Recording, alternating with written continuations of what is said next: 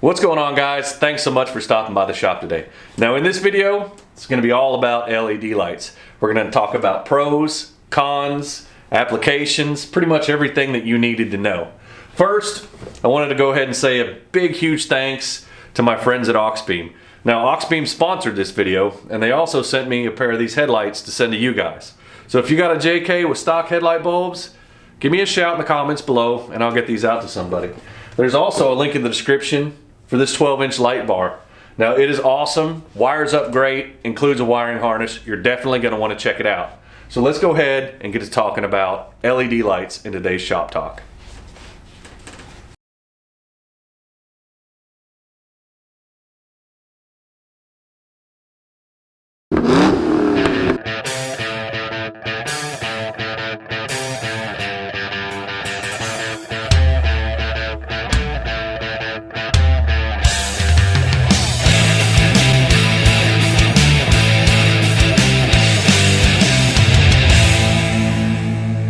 Alright, what a pain that was.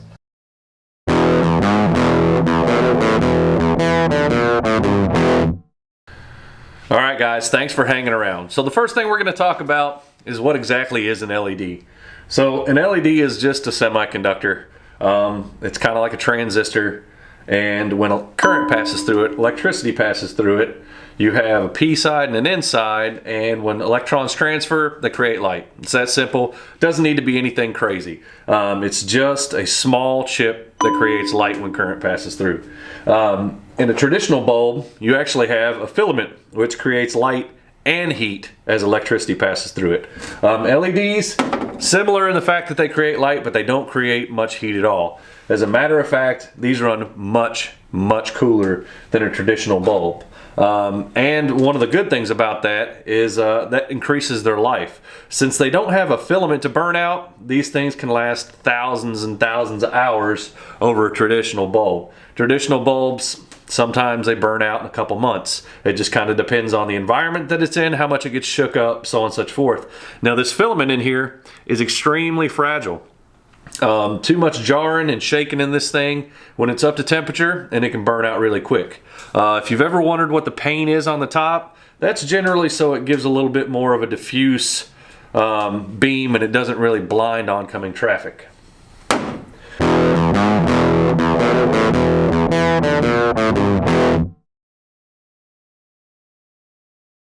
Alright guys, so let's go ahead and talk about the different varieties of LED bulb. So this right here is a 6-inch spotlight from Quadratech. As you can see, it's got 7 LEDs in an array on here. This is a very bright spotlight. You'll notice that the entire housing is metal. It's a very good light. Then we move on to something like this, which is a reverse light. Now this reverse light right here has 24 different LEDs on it. This is super bright. Now I'm going to be upgrading Argo here soon with one of these reverse lights in the bumper. I'm not telling you what bumper yet, but you'll see here soon. But we're going to install these lights right here in the bumper for some reverse lights. Super bright. Very worth it. Another application that we got is right here. Now this is the standard light housing that I chose to upgrade my Jeep with. It's got a traditional white LED ring on it. Now I didn't opt for anything crazy. This is just a very, very tame, mild bulb. I could have got the amber, but I really just want a classic clean housing, something that gives me a little bit of a daytime running lamp, but nothing that's too crazy like the reactor lights that you see out there. Just not a huge fan of them. I like more of a clean, classic look on the front of my Jeep. So this is what I went with. This is a headlight housing from United Pacific. My favorite thing about these, they're all glass. So you know what they're not going to do? They're not going to oxidize in the sun like these ones right here have. Some people say, hey, but what if it breaks? If it breaks, I'll replace it. But I'm not too worried about that. I've had a lot of trucks over the years that had solid glass lights. Never broke one, so we'll see. Anyhow, this oxidation right here can really diminish your bulb's ability to shine light down the road. That's the main reason that I upgraded these. Now I'll probably keep these around, maybe do something with them, polish them up. But they're always here. So one of the next applications that we'll talk about is our traditional headlight bulb. Now this is an LED replacement. This is designed to go in the exact same spot that your original bulb came with. These bulbs are also CAN bus compliant.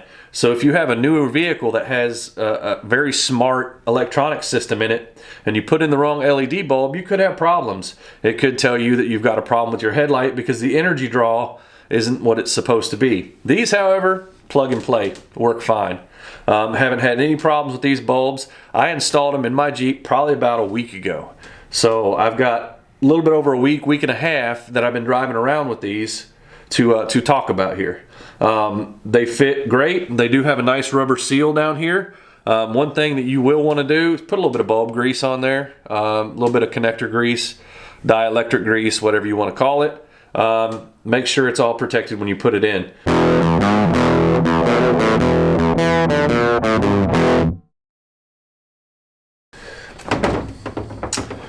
Alright guys, so the next thing I want to talk about real quick is color temperature.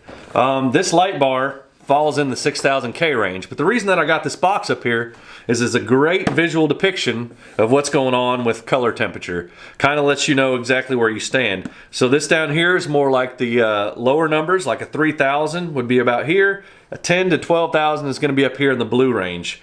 I do look for bulbs in particular that don't go over 7,000, because once you get into 7,000 you move out of the white spectrum and into the blue spectrum. I am not a fan of blue headlights or crisp blue lights in the front of vehicles, so I really prefer to stay down below 7,000. The bulbs that I have here are 6500K, so they're just a little bit cooler than this, right into the dead middle of the white, but they are not obtrusive, they're not blue, they don't drive you crazy when you're driving onto them at night. This light bar is near the exact same color temperature as the bulbs. You can see here exactly what it looks like. I have one mounted on the front of my Jeep. I will show you guys that in a little bit. It's nighttime, so we'll check it out.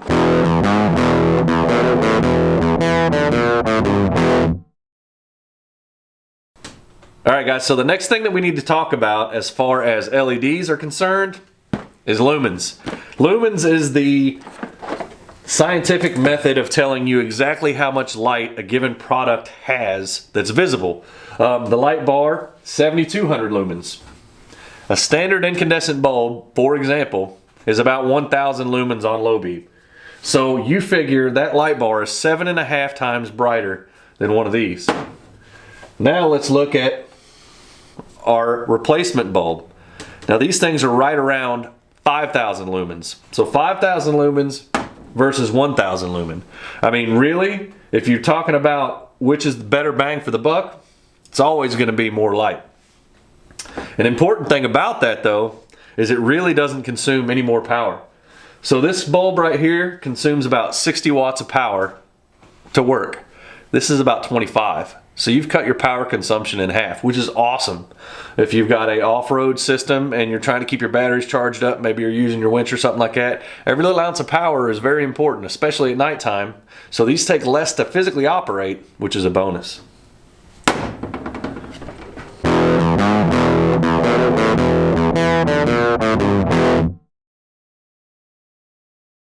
Okay guys, the ins and outs of installing LED headlights in your Wrangler. First thing you got to do is you got to pull the grill off to access the bolts for the headlights. Now the grill, all that is 6 plastic clips across the top. Once you pull those plastic clips out, all you got to do is pull on the grill, making special sure that you pull at the bottom as well, because there's a couple clips down there, but they're just pressure clips, and it'll pop right off.